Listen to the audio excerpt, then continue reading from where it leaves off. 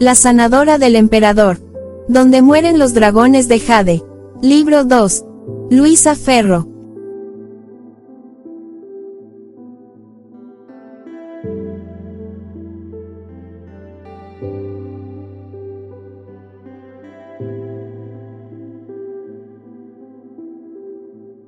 ...7 de marzo de 1279 de la era cristiana. Segundo mes del calendario lunar. Primer año del reinado del emperador Huaizong. Era XIANG. 30. Como habían advertido los exploradores, el enemigo llegó el séptimo día del mes del albaricoque, el segundo del calendario lunar. Apenas un día después de que nos ubicaran en los juncos. Lo hizo en forma de serpiente de 2 cabezas a través del canal de acceso a la laguna. Una enorme hilera de naves de guerra en fila de A1, dispuestas a romper la muralla de buques Song que, amarrados entre sí, con grandes sogas y con las anclas echadas, tapaban por completo la bahía del lago Hsiung. Fue impresionante a la par que aterrador presenciar aquella escena. El junco de la familia imperial estaba situado en el centro de la larga barrera de naves. Longyan, Avispa, Rayo de Luna y yo embarcamos allí junto a la emperatriz viuda Yang Juliang, el emperador niño Huaizong, la honrada consorte Yu, Mariposa Blanca, su hija y el príncipe Yao Xiu. Muchos cuestionaron esa posición por considerarla demasiado expuesta al enemigo, pero los altos mandos creyeron que así la familia imperial estaría más resguardada, pues nos flanqueaban los mejores buques de guerra de nuestra marina. En los extremos fondearon las naves más pesadas, las que tenían grandes torreones en la cubierta. En una de ellas estaba Ren. Mi madre había sido ubicada junto al resto de las viudas y ancianas concubinas en un junco de carga, en algún lugar intermedio de la flota. No lo sabía con exactitud. Los exploradores contaron alrededor de unas 500 naves enemigas. Nosotros los doblábamos en número y disponíamos de mejores navíos. La esperanza volvía a florecer entre nuestros soldados. La arenga del general Shang Shijie llamándolos al honor y a la gloria les había calado hondo y estaban dispuestos a luchar hasta su último aliento. Aunque, según oí decir a algunos oficiales, nuestra posición era totalmente defensiva, ya que esperaban que las fuerzas Yuan nos atacaran de inmediato. De hecho, en tierra, las casas y los barracones en los que habíamos vivido comenzaron a arder y el aire se fue llenando de un penetrante olor a quemado. La infantería enemiga ya había tomado posiciones en la isla y lo arrasó todo con flechas incendiarias. Los ojos me escocían y la garganta me abrasaba. Era como si los recuerdos de las últimas lunas también ardieran en aquella pira infinita. De repente sentimos una fuerte sacudida. Algo había chocado con el casco de nuestra embarcación. Se oyeron gritos, insultos, carreras, órdenes desesperadas de los oficiales. Longyan entró corriendo en nuestro compartimento. Han enviado barcas incendiadas para quemarnos vivos, gritó pálido y demacrado. Los cascos de nuestras naves estaban protegidos con un fango especial que repelía el fuego. Los marineros se apresuraron a separar aquellas barcas con unas largas pértigas para mantenerlas alejadas.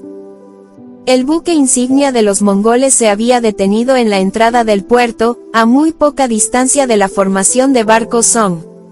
Fue inevitable pensar que esa maniobra sería el desencadenante de la primera ofensiva, mas, lejos de eso, el comandante en jefe Shang Hongfan mandó una misiva en la que advertía a Shang Shijie que tenía cautivo a Wen Tianshang y lo instaba a deponer las armas antes de forzar una encarnizada batalla en la que morirían cientos de civiles. Nuestro comandante jamás accederá, comentó Longyan. Está decidido a luchar hasta la muerte. Ante la negativa de Shang Shijie a rendirse y a mantener conversación alguna con el enemigo, los mongoles optaron por utilizar estrategias más eficaces. Gracias a los marineros chinos que habían desertado de nuestras filas, lograron dar con los canales de agua que conducían al río Yai, que se ubicaba a nuestra retaguardia. Descubrieron el lugar exacto donde nos abastecíamos de agua dulce. Sus tropas de tierra cortaron de inmediato el acceso y talaron todos los árboles cercanos a la orilla. Nos privaron del agua y de la leña para poder cocinar. De nada valdría disponer de provisiones. Nos matarían lentamente de hambre y de sed. Nuestros altos mandos ordenaron de inmediato tropas para restablecer el suministro, pero los días pasaron lentos y cargados de tensión. No regresaron. Los cocineros prepararon todos los alimentos que pudieron con la madera que aún quedaba. Cuando se terminó, reunieron muebles, grandes cajones y todo lo que pudo servir para mantener las cocinas encendidas.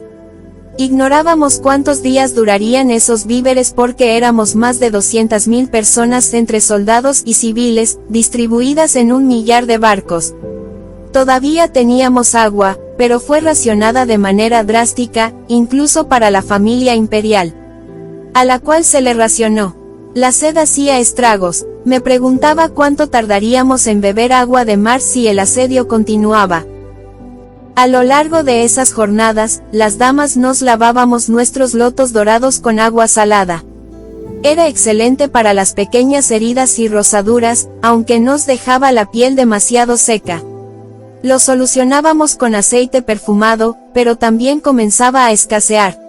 Rayo de Luna vendó los pies a Mariposa Blanca después de un enérgico masaje. Ella tenía los nervios destrozados. Apenas dormía. Se pasaba la noche vigilando el sueño de la pequeña Hulan, ya que su hijo permanecía custodiado junto al emperador niño en otros aposentos y apenas podía verlo.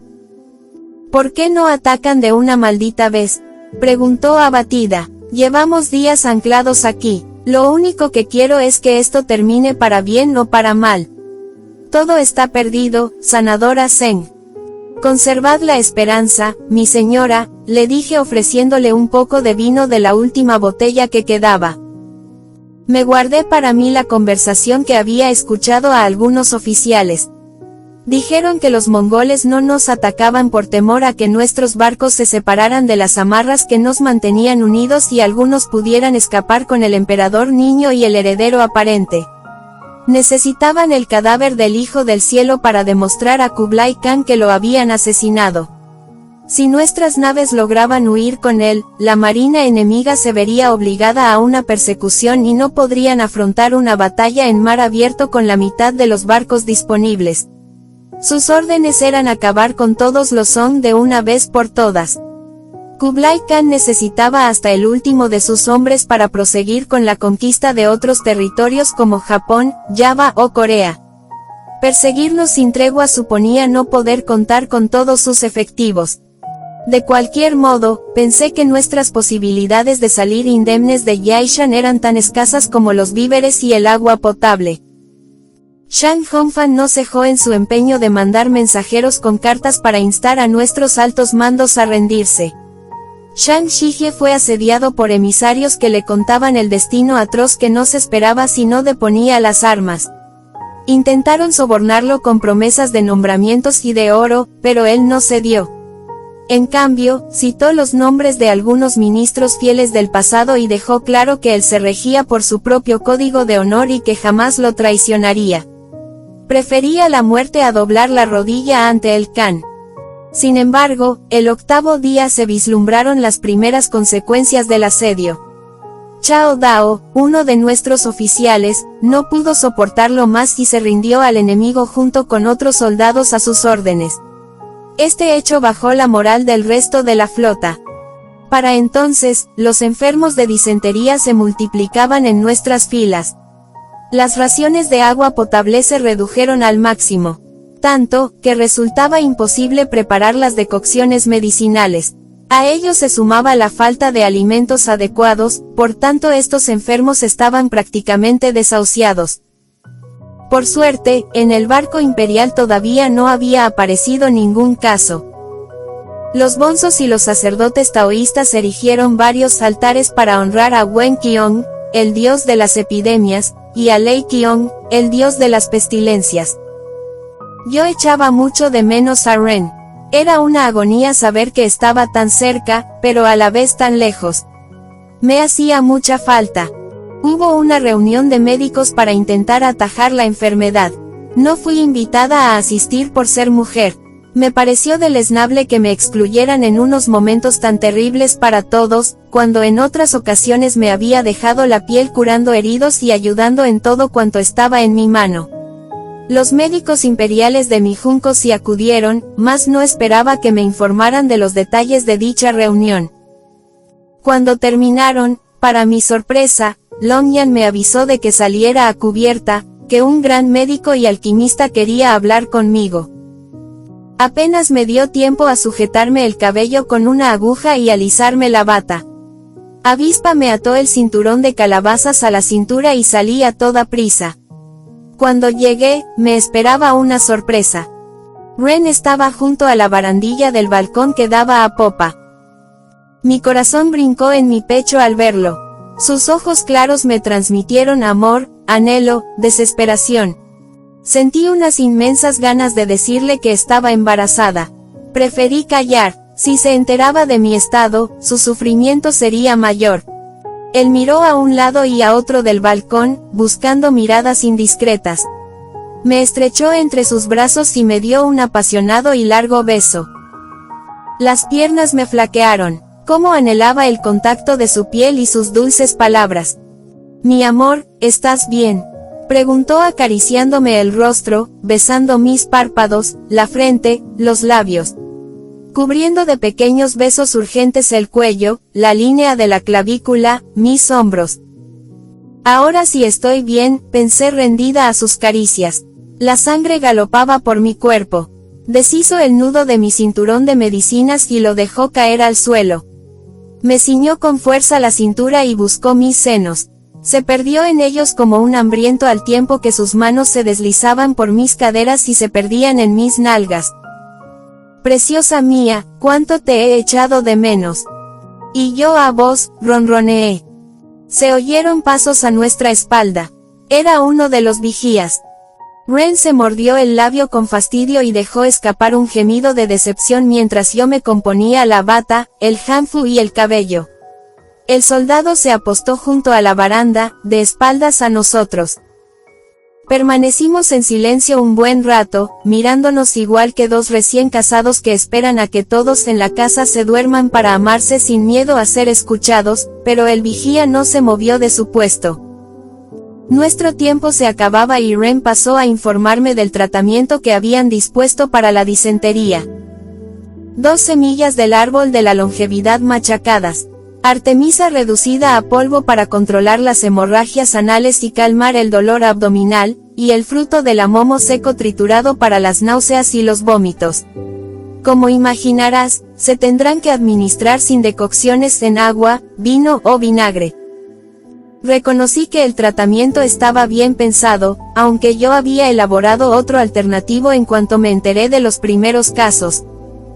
Creo que sería más eficaz utilizar cápsulas de adormidera junto con raíz de Wanglian, raíz de costo y jengibre seco. Me miró pensativo unos instantes. Sus labios se curvaron en una sonrisa. Probaré tus prescripciones en 2 pacientes que tengo en mi barco. Seguro que mejorarán. Le dediqué una reverencia de agradecimiento. Ahora debo marcharme, dijo entristecido. Me entregó una pequeña calabaza seca tapada con un trozo de madera. He destilado agua de mar usando como combustible parafina. He conseguido muy poca. Bébetela antes de entrar de nuevo en el camarote. Si descubren que tenías agua potable pueden pensar que la has robado. Recogí mi cinturón de medicinas del suelo, me lo até a la cintura y trabé la calabaza en él. Le di las gracias con otro apasionado beso, al que él correspondió con el mismo deseo que yo. Nuestra pasión estaba desbocada, nuestros pulsos eran uno. Me aferró con tal fuerza que creí que nos fundiríamos allí mismo. Debo marcharme, me susurró al oído. Sentí que aquella despedida podría ser la última. Las lágrimas resbalaron por mis mejillas. El sol se ocultaba entre las montañas. Bandadas de nubes púrpuras se arracimaban en el cielo. Pronto oscurecería y la niebla lo cubriría todo, pero las naves enemigas seguirían estando allí. Odiaba la guerra, odiaba el hambre, la sed, el dolor, el terror, la incertidumbre de no saber si dentro de un instante estaríamos vivos. Anhelaba el peso de su cuerpo sobre el mío, sus manos en mis senos, sus labios en mi boca. Hubiese dado cualquier cosa por yacer con él una vez más y acurrucarme después sobre su cálido pecho. Solo una vez más. Me abrazó con los ojos llenos de ternura y me secó las lágrimas con las yemas de los dedos. «Tengo que irme ya, mi dama», me dijo con voz trémula. «Y, recuerda, si no te dieran ninguna ración de agua, bebe agua de mar a pequeños sorbos, esperando un tiempo entre uno y otro. Creo que así el organismo la aceptará sin presentar síntomas de envenenamiento. Conserva la esperanza, sé fuerte, amor mío». «Lo seré. 5 bendiciones, no olvides jamás que te amo. Y yo a vos, mi señor». Lo seguí con la mirada hasta la escalera de cuerdas que había amarrada a un costado del barco. Justo antes de desaparecer tras la borda, me miró y me dijo adiós con la mano. Permanecí un rato más allí, intentando ver su barca desde la barandilla de la terraza. No lo conseguí. Me bebí el agua ávidamente y tiré la calabaza al mar con toda mi rabia. Cuando regresé al camarote, Avispa me esperaba sentado a la pequeña mesa de Palisandro con un servicio de mesa. Me sonrió de manera guasona. «¿Qué tal vuestra entrevista con el médico?», cabeceé divertida. «Longyan es único arreglando encuentros secretos entre amantes. Si fuera jefe de eunucos en la corte, ya sería rico. Las damas lo hubieran cubierto de oro». Él se echó a reír. «No es que intente quitarle mérito a mi hermano, mi señora, pero fue el amo el que lo mandó llamar después de la reunión de médicos. Me consta que vuestro marido ha movido cielo y tierra para veros, aunque solo haya conseguido estar con vos unos momentos». Sonreí con melancolía. Apenas hacía unos instantes que nos habíamos visto y ya lo añoraba. «Sentaos a la mesa», me instó. «Es hora de cenar. Longyan ha ido a ver si consigue alguna ración más de agua para vos». Arrimó mi silla a la mesita de Palisandro y levantó la campana de gasa que cubría un cestillo de bambú con toda ceremonia. Era pescado crudo. Ni imaginaba qué trueque habrían tenido que hacer mis eunucos para conseguirlo. Era un pez muy pequeño, abierto en canal, sin espinas y con las vísceras brillantes. «Comed, mi señora, os aportará fuerzas». Nada más acercarme, el fuerte olor me provocó náuseas. Respiré hondo para retener el agua que había tomado. Avispa se levantó de un salto y me ayudó a sentarme. «Estáis enferma, mi señora». «No se trata de disentería, mi buen eunuco. Pierde cuidado, es solo que...». Volví a reprimir otra náusea. Él se llevó la mano a la boca para ahogar una exclamación. Me miró con los ojos muy abiertos, como si acabara de adivinar el motivo de mi malestar. «No puede ser», exclamó asombrado. «Estáis embarazada». Le chisté para que no levantara la voz. No quería que nadie se enterara. Me tomó las manos con lágrimas en los ojos. Se agachó y colocó su cabeza en mi vientre.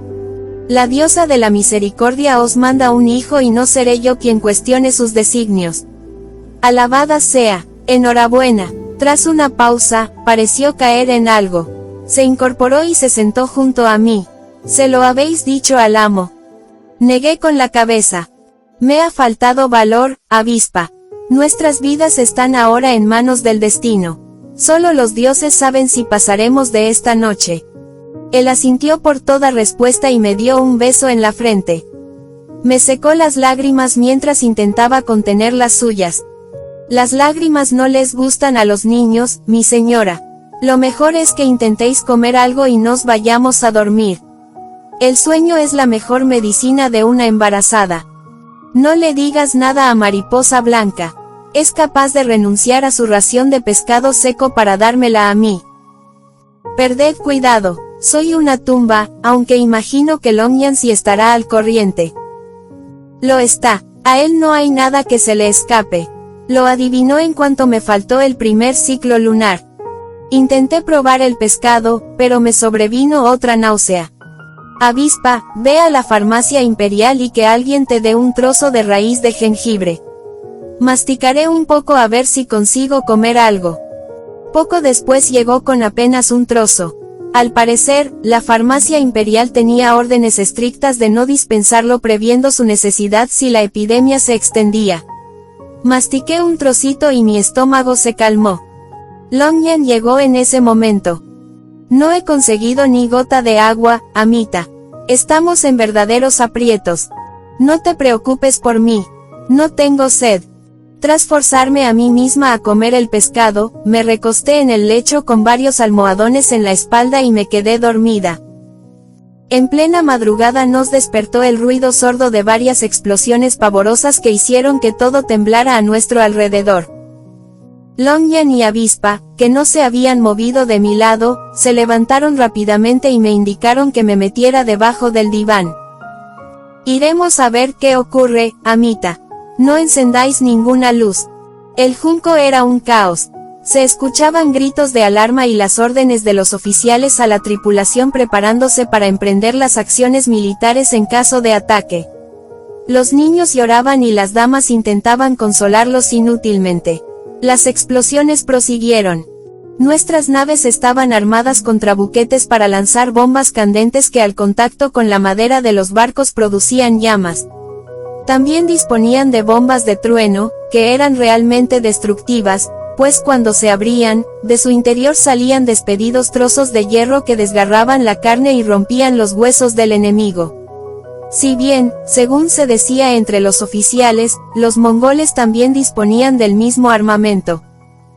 Desde debajo del diván pude ver un intenso resplandor rojizo que se apreciaba a través de la ventana de la recámara. A pesar de estar a una distancia considerable, el penetrante olor de la droga de fuego y la madera quemada me llegaban con nitidez. Mis eunucos regresaron enseguida, lo cual agradecí, pues estaba muerta de miedo. Amita, dijo Longyan, Shan Ta, uno de nuestros generales, ha iniciado un ataque nocturno contra el enemigo. Parece que los mongoles están sufriendo grandes pérdidas entre sus barcos de patrulla. Ignoro si esta acción será el desencadenante de la batalla final o si se tratará de una escaramuza más que no sirva sino para alargar lo inevitable. No supimos hasta el amanecer que el ataque nocturno fue una refriega para demostrar a los mongoles que no estábamos derrotados y que les haríamos frente llegado el momento. El mensaje quedó claro, puesto que en los 4 días posteriores no hubo movimiento alguno por su parte. Pero otros enemigos invisibles no nos dieron cuartel: el hambre, la sed y la enfermedad.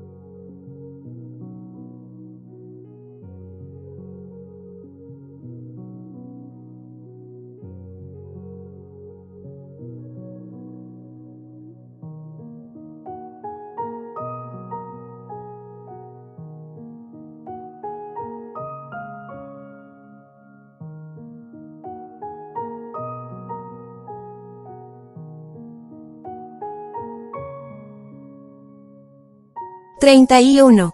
El 18º día del asedio, todos estábamos al límite de nuestras fuerzas. Los enfermos de disentería se multiplicaban. Teníamos hambre y sed, llevábamos días bebiendo agua de mar. Longyan, Avispa y yo la bebíamos a pequeños y espaciados sorbos, tal y como me había aconsejado Ren en su última visita. Di la misma recomendación al resto de la tripulación y a algunos miembros de la corte, pero ignoraba si la estaban llevando a cabo o todavía disponían de agua potable. Reinaba una gran desidia. Los soldados estaban extenuados y pasaban el tiempo durmiendo o desmayados a causa de la debilidad, la fiebre, la diarrea y los vómitos. Las reservas de hierbas para atajar la disentería también escaseaban. Los médicos imperiales no me dejaron tratar a ningún paciente de nuestro junco hasta que vieron que eran incapaces de contener la epidemia y los enfermos se contaban por decenas. Muchos de ellos habían bebido grandes cantidades de agua de mar y deliraban enloquecidos. Amita, me contó Longyan, se rumorea que Shang Shijie ha dado la orden al buque imperial de huir en cuanto la marea esté alta.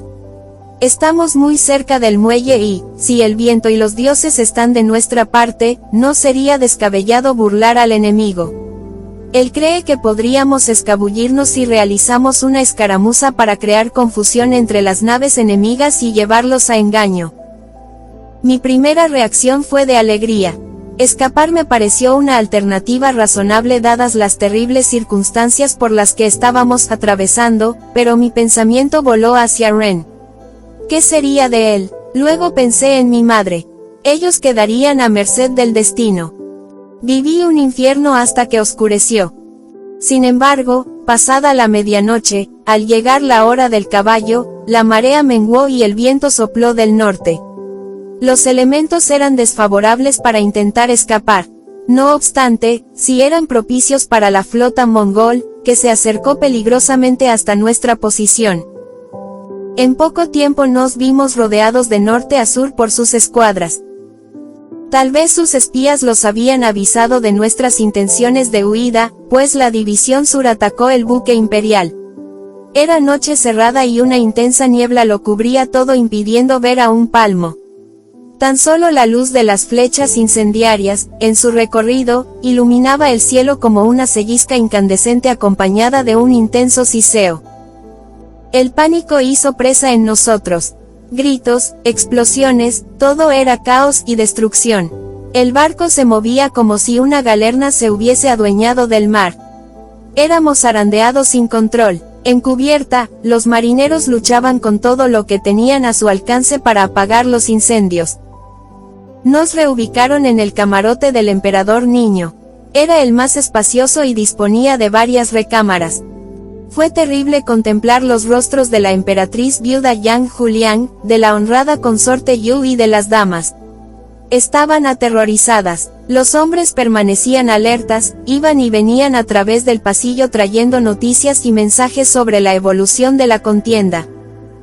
El consejero Lu Jiufu tomó en brazos al emperador niño, que gritaba asustado desde su cama. Mariposa Blanca y yo nos asomamos por la ventana de una de las recámaras.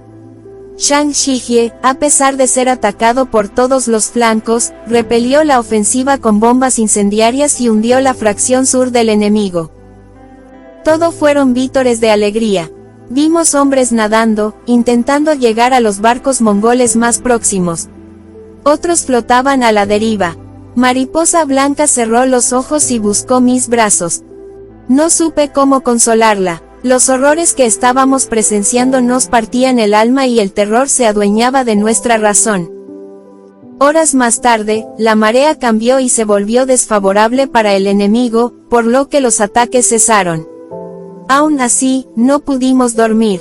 La tripulación estaba en estado de alerta general. Sabían que el asedio para matarnos de hambre y de sed había llegado a su fin y solo era cuestión de tiempo que la batalla final comenzara. Al amanecer, la niebla era muy espesa y la llovizna no cesaba. El viento arrastraba las risas histriónicas de nuestros enemigos y el delicioso aroma de la carne. Las notas del mohankur se enredaban con las ráfagas de viento y el canto gutural de los mongoles nos llegaba entrecortado. Aquella era la peor de las torturas. Se burlaban de nosotros, de nuestra necesidad y de la miseria en la que estábamos inmersos. La tripulación maldecía sin cesar. Muchos, desesperados y al límite de sus fuerzas, se arrojaban al agua intentando inútilmente llegar a las naves enemigas para rendirse a cambio de un poco de comida. El mar se convertía en su tumba. Que el cielo se compadezca de sus almas, murmuró Longyan. A mediodía, el buque insignia de Shang Hongfan maniobró hasta tener al alcance de la mano la nave de nuestro almirante Suada. La música y los cantos cesaron de repente y se oyó el sonido estridente de los cuernos llamando a la batalla. Fue la señal para que decenas de arqueros salieran de improviso de debajo de las grandes lonas que había extendidas en la cubierta, donde estaban escondidos. Esta engañifa pilló totalmente desprevenido al almirante Su'ada, que, a pesar de combatir encarnizadamente, no consiguió repeler el ataque. Los arqueros mongoles masacraron a la tripulación con un torrente de flechas y piedras y lograron capturar el barco. Miré al horizonte, cielo y tierra rugían, era como si un dragón de 1000 cabezas se quejara de una lenta y dolorosa agonía. Los truenos no tenían ni comienzo ni final, eran una sola nota discordante en la niebla plomiza. En las horas siguientes, Shang Hongfan logró apresar 7 barcos Song más. La batalla se prolongó durante todo el día. Ya nadie dudaba de que la ofensiva final había comenzado. La moral de la tropa era pésima. Los enfermos se contaban por cientos y no eran capaces de mantenerse en pie, menos aún de luchar cuerpo a cuerpo cuando tenían que hacer frente a los soldados mongoles que tomaban nuestras naves al abordaje. Por el contrario, la tripulación enemiga estaba compuesta por lo más granado de nuestros ejércitos, traidores que habían vendido su lealtad al enemigo. También por mercenarios, asesinos voraces contratados a cambio de plata y piratas sanguinarios cuya fama de carroñeros los precedía. Estaban sanos y bien alimentados. Según escuché decir a algunos oficiales, la contienda estaba siendo la más cruenta carnicería de toda la historia bélica de nuestra dinastía. Yo había oído detalles realmente atroces referentes a la toma de muchas de nuestras ciudades, pero nada comparable con vivir en primera persona la brutalidad sin límite de los bárbaros, miembros amputados, huesos descarnados, cabezas destrozadas, cuerpos carbonizados. Explosiones atroces que hacían pedazos tanto a barcos como a hombres. Nos atacaban por mar y por tierra. Justo a nuestra retaguardia, desde la isla, las tropas de infantería mongolas nos asaeteaban sin tregua y lanzaban bombas incendiarias con catapultas desde las plataformas que habían construido. Muchos barcos Song se rindieron. La mayoría de nuestros buques todavía permanecían amarrados entre sí. Shang Shijie, al reconocer nuestra gran desventaja, ordenó que cortaran las cuerdas que los mantenían unidos y levaran anclas, en un último intento para que la nave imperial pudiera huir y, de ese modo, salvar al emperador niño Guaizong y al heredero aparente. Una vez liberados, concentró sus mejores juncos de guerra en el centro, pero algunos capitanes como Chai Kuo, HSIA y Liu Hou levantaron los brazos en señal de rendición. Otros juncos arriaron velas, muestra inequívoca de sumisión al enemigo. Dieron la batalla por perdida. El resto de las naves fueron bombardeadas sin cuartel, zanjando por completo toda posibilidad de escape. Mis ojos, arrasados por el humo y las lágrimas, contemplaron el horror más absoluto. Mástiles cediendo al furor del fuego. Los aullidos de los hombres abrazándose. El hedor de la carne quemada. Decenas de cuerpos en llamas saltando por la borda. Avispa y Longyan me miraron con el rostro crispado de impotencia.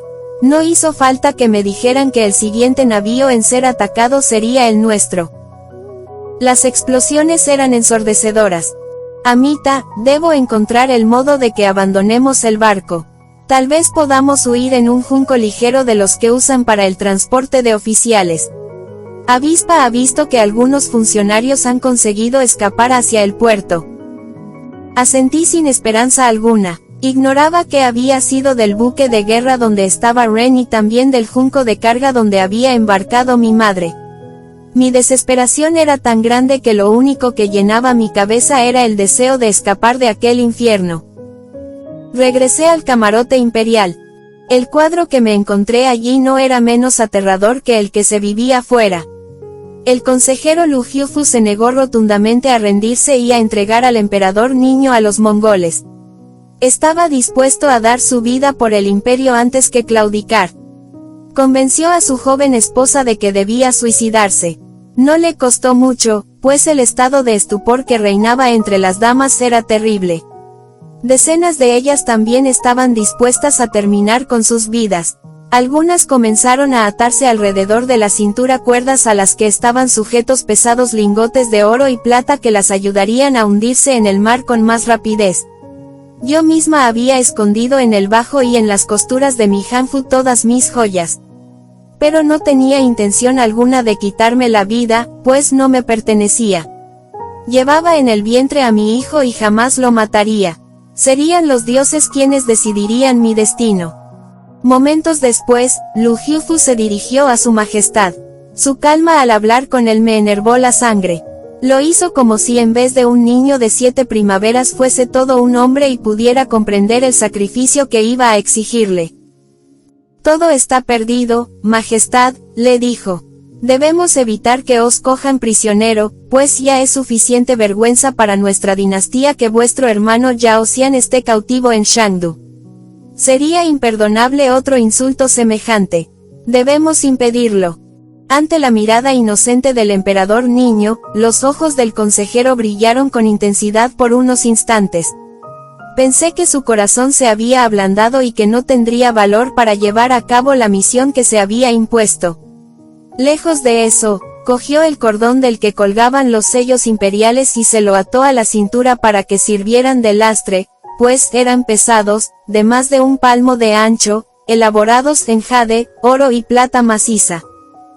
Yo os ayudaré a cabalgar a lomos del dragón, majestad, dijo con dulzura. Sé que sois muy valiente y asumiréis vuestro destino como hijo del cielo. Acto seguido lo agarró con fuerza por detrás para que no pudiera soltarse de su terrible abrazo ante el lloro desesperado de su madre natural, la honrada consorte Yu, que se tiró a los pies de Lu Xiufu para implorar que no condujera a su hijo a la muerte. Varias de sus damas se agacharon sobre ella y la sujetaron hasta que lograron que soltara las piernas del consejero. El emperador niño, al ver a su madre al borde del colapso nervioso, hizo grandes esfuerzos por zafarse de los fuertes brazos del consejero y correr junto a ella. Tal vez se diera cuenta, en el último momento, de que lo estaba obligando al suicidio.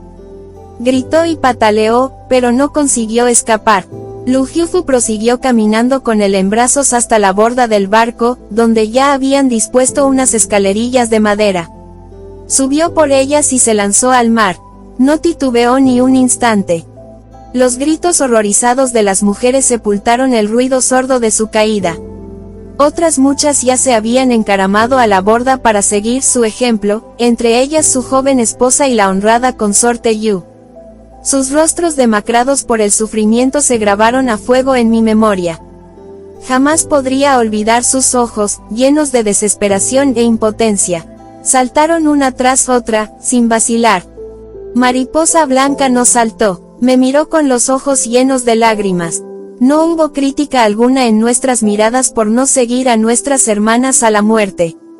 Pensé que las dos estábamos decididas a vivir hasta que los dioses dictaran nuestra sentencia. Luego miró a su hijo, que estaba en brazos de uno de sus tíos. El niño lloraba con un hipo ahogado. Sus ojos buscaron la figura de Rayo de Luna, que llevaba a Hyulan en brazos.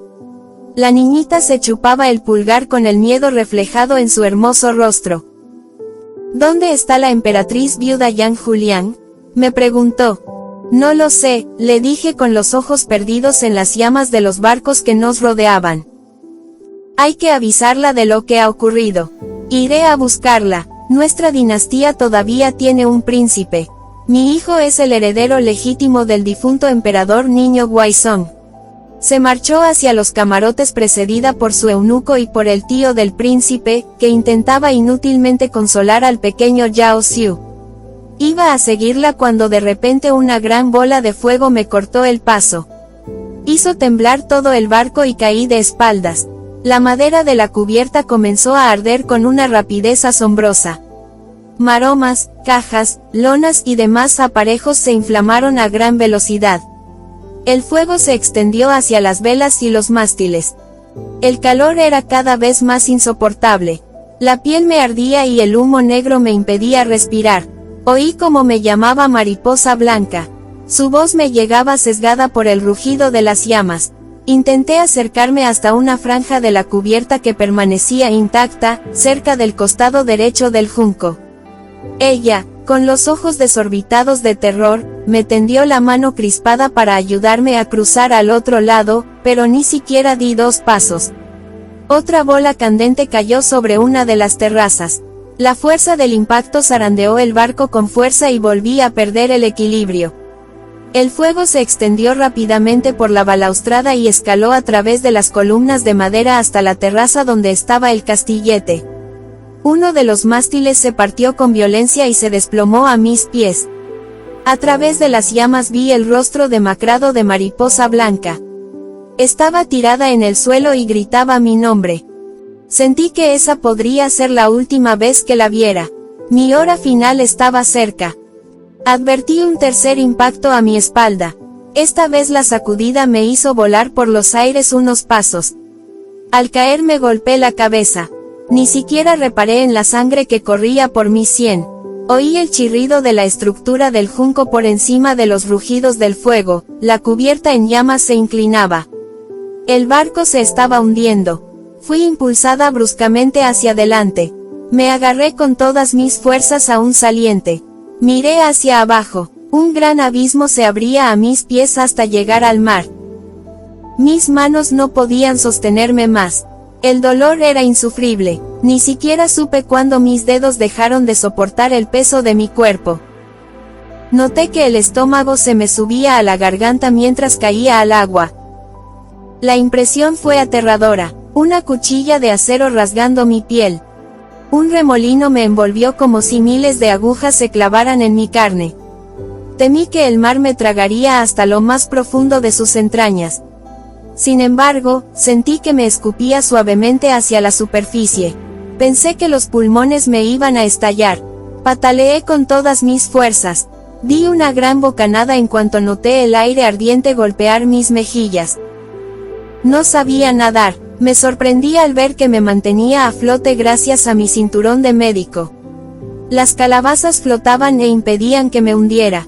Estaban tratadas con aceite de tong, lo que las convertía en impermeables al agua. Miré en todas direcciones mientras mi pecho se esforzaba por respirar. La niebla reptaba a mi alrededor. Veía el resplandor de las llamas como a través de un tupido velo.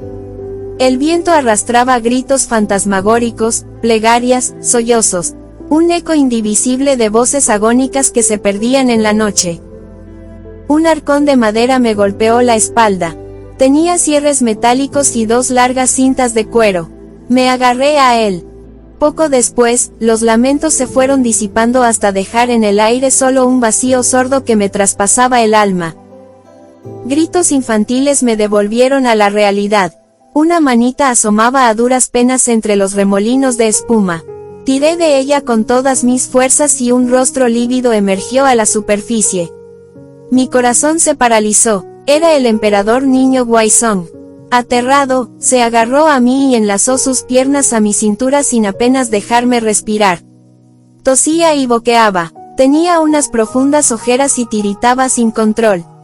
«No dejes que me ahogue, Akame», gritó desesperado. Ambos nos hundimos en el agua helada. Giras de burbujas nos envolvieron. Si no lograba liberarme de su abrazo, nos esperaba la muerte. Me lo quité de encima como pude y me aferré de nuevo al arca de madera. Agité las piernas para acercarme más a su majestad. Mis lotos dorados me dolían a rabiar. Él volvió a tragar otra bocanada de agua. Estaba exhausto, pero logró alcanzar la cola de mis túnicas de seda, que flotaban hinchadas. «Agarraos fuerte al baúl», supliqué. Notaba que el arcón se hundía cada vez más. Por unos instantes, sumidas en la niebla, me pareció escuchar voces entrecortadas por el viento. «Señor de los 10.000 años. Su Majestad Imperial». Iban y venían como los sonidos estridentes de los cuernos de batalla del enemigo. Herían a Victoria. El emperador niño me miró con los ojos idos, ajeno a la corriente que nos zarandeaba y a las voces traidoras que lo reclamaban para darle muerte. Si lo encontraban, clavarían su cabeza en una pica y la exhibirían ante Kublai Khan. En la mirada del Hijo del Cielo pude ver el terror, el miedo cerval que se apodera de aquellos que creen que van a morir con absoluta certeza. He visto ese mismo miedo reflejado en los ojos de los soldados después de varias semanas de asedio. Lo he visto en los enfermos desahuciados, en las mujeres con un mal parto, en los ancianos a los que les ha llegado su hora. Es la fuga de la esperanza, la aceptación de lo inevitable. Una mirada de doble filo donde la claridad de la muerte los hace ser insensibles a la propia vida, indiferentes al dolor. Su majestad estaba tan agotado que se le cerraban los párpados como a una cría de dragón. Imaginé su gran lucha por la vida al verse atrapado entre los fuertes brazos de Lu Jiufu, consejero del canciller, que se había arrojado al mar para suicidarse con él y, de ese modo, evitar que lo hicieran prisionero o lo asesinaran de forma deshonrosa. Elevé una súplica a la diosa Tianhou. Ella entendería mi desesperación por poner a salvo al emperador. Rasgué con los dientes un trozo de mi túnica y se lo pasé por debajo de los brazos, luego lo amarré a los cerrojos metálicos del baúl. Me fijé que llevaba al cuello un cordón con el sello imperial. Se lo quité y dejé que el mar se lo tragara. La quilla de un sampan se acercó hasta nosotros. Eran los soldados del general Shang Hongfan, comandante en jefe de las tropas de Kublai Khan. Cubrí el rostro del emperador niño con la amplia bocamanga de mi bata para ocultarlo de ellos. Los largos garfios que utilizaban para comprobar la identidad de los muertos batieron el agua a nuestro alrededor. Cerré los ojos, noté que la percha se enganchaba en mis vestiduras y me zarandeaba sin piedad. La luz acusadora de un farol descendió sobre mí. Creí desfallecer de pánico. Casi ni respiré hasta que el largo gancho de hierro se dio por vencido y me creyó muerta. Los carroñeros se alejaron dejando tras de sí una estela de sangre. El mar exhaló un gruñido de protesta. Tal vez tuviese prisa por cobrarse más vidas. Nuestros cuerpos flotarían más allá de la boca de los mares, más allá del puerto de Muiwo y la larga cadena de islas que recorren la península de Leishou. Puede que aún más lejos. Lo último que verían mis ojos sería el anochecer que ya se intuía entre las columnas de humo y la niebla espesa que comenzaba a engullirlo todo. El susurro de la profundidad de las marismas me arrullaba. Su eterna voz se me metía en las entrañas como si fuese la misma de la comadrona que me vio nacer, una voz apremiante y cavernosa que, tras descubrir mi condición de mujer, me dejó a merced de la corriente en el río Qiantang. El agua busca el agua. Mi mirada buscaba el agua clara de los ojos de mi amado Ren, pero lo único que hallaba era oscuridad. Me aferré a mis recuerdos, sí. Las imágenes de mi vida pasaron una y otra vez por mi maltrecho cerebro hasta que ya no supe si alguna vez me habían pertenecido. ¿Por qué estaba sola? ¿Dónde estaban los demás? Solo me acompañaban cadáveres, cientos de muertos que flotaban por todas partes. En los intervalos de lucidez, mis labios pronunciaban los nombres de mis seres queridos como un mantra capaz de salvarme de la locura. Ren, Longyan, Mariposa Blanca, Yao Xiu, Dama Chiu, Peonía, Luna de Plata, Señora Chen, Avispa, Rayo de Luna. Abrí los ojos. ¿Cuánto tiempo había pasado? Todavía estaba viva. Miré hacia el baúl de madera y vi atado al emperador niño. Comprendí entonces que su majestad era real y no un ensueño de mi mente confusa. Él, en verdad, había logrado escapar de los brazos del consejero Lu Jiufu. Tenía los ojos cerrados y la piel azul. Quise tocarle la frente. Mi mano apenas me obedecía. Tuve la sensación de que pasaban siglos hasta que conseguí rozarlo. Miré horrorizada mi mano. Estaba tan azul como su rostro. Ni siquiera pude gritar de espanto. De repente, una potente luz me cegó los ojos escocidos por el humo y la sal. Noté que me movían y me zarandeaban. Me daban fuertes golpes con lo que creí era un gancho. No sentía dolor. Oí susurros, vagas palabras que no entendí. Pensé que serían de nuevo los carroñeros en busca del emperador niño, pero esta vez no pude taparlo con la bocamanga para ocultarlo de ellos. Mi cuerpo se negaba a responder. Estaba paralizada y muda, solo las lágrimas brotaban de mis ojos cerrados. Me abrazaban las mejillas. Lo último que sentí, antes de perder la conciencia, fue que me sacaban del agua. El viento soplaba igual que una espada afilada blandiendo el aire. Me cortaba la piel.